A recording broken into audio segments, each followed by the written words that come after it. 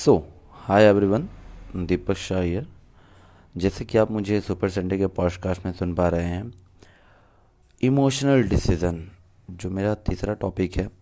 पहला हमने topic cover किया था मेंटल डिसीजन, दूसरा हमने टॉपिक कवर किया था फिजिकल डिसीजन, तीसरा हम टॉपिक कवर करने आ गए हैं इमोशनल डिसीजन।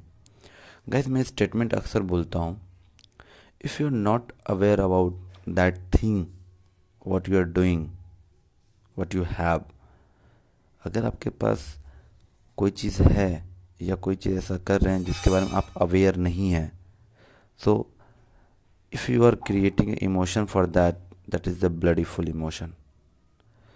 अगर आप कोई भी ऐसा काम अगर कर रहे हैं और आप उसके बारे में अवेयर नहीं हैं, अगर आप उसमें कोई भी चीज़ का आपको पीड़ा हो रही है, तो वो बेकार इमोशन है, कोई मतलब नहीं है उस इमोशन का।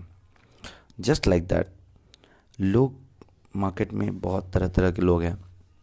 वो करते क्या हैं, वो लापरवाही करते हैं कई सारे कामों में।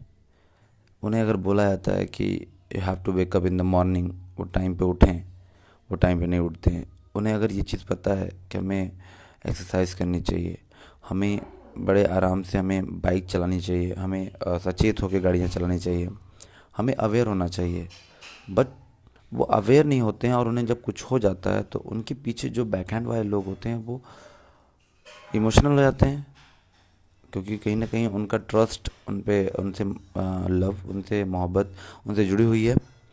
That's why. सो मेरा ये कहने का मतलब है कि आप अगर किसी भी चीज़ के लिए अवेयर नहीं है, अगर आप पढ़ाई नहीं कर रहे, अगर आप फेल होते हो, अगर आप उसके लिए फिर रो रहे हो, तो ये इमोशन बेकार है।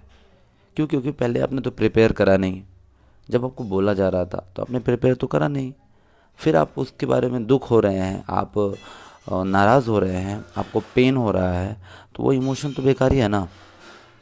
तो सबसे बड़ा चीज़ है, कोई भी काम जब हम करने जाते हैं, कुछ अलग करने जाते हैं, कुछ नई चीज़ करने जाते हैं जो हमारी सोसाइटी में नहीं हुई है, तो कोई भी चीज़ हमारे पे सबसे बड़ा प्रेशर आता है फैमिली का, रिलेशनशिप्स का, कि why you are doing that, तुम इस तरह का काम क्यों कर रहे हो। आप जब कोई भी बड़ा जोखिम वाला काम उठाते हो, जैसे रिस्क लेते हो, तो वहाँ पे कुछ लोग आपके पे प्रॉब्लम क्रिएट करते हैं कि नहीं ये मत करो, नुकसान हो जाएगा, बहुत लोगों ने ऐसा किया है, और उससे आपको तरह तरह की बातों से आपको प्रताड़ित किया जाएगा, आपको अलग अलग तरीके से आपको ट्रीट किया जाएगा।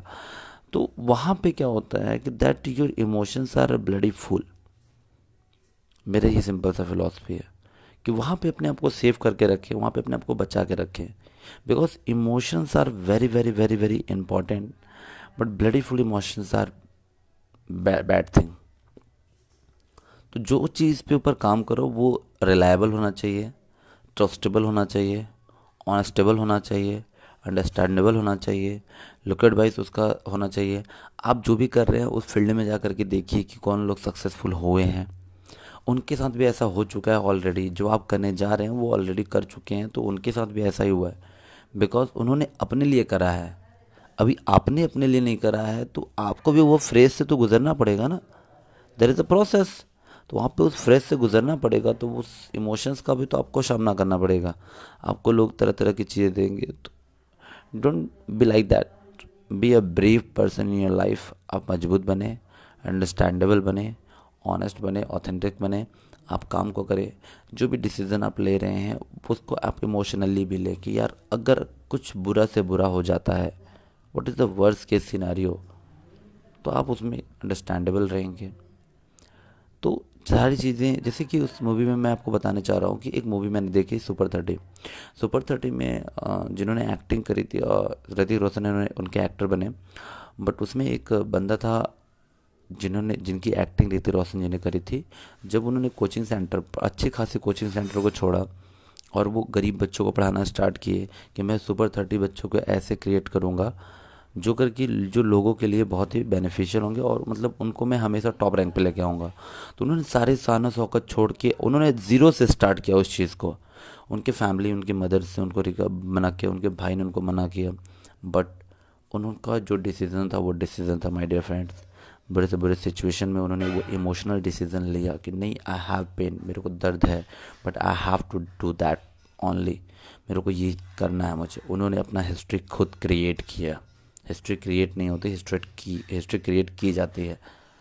सो be a brave person in your life. आप मजबूत बने, तंदुरुस्त रहें, मस्त रहें।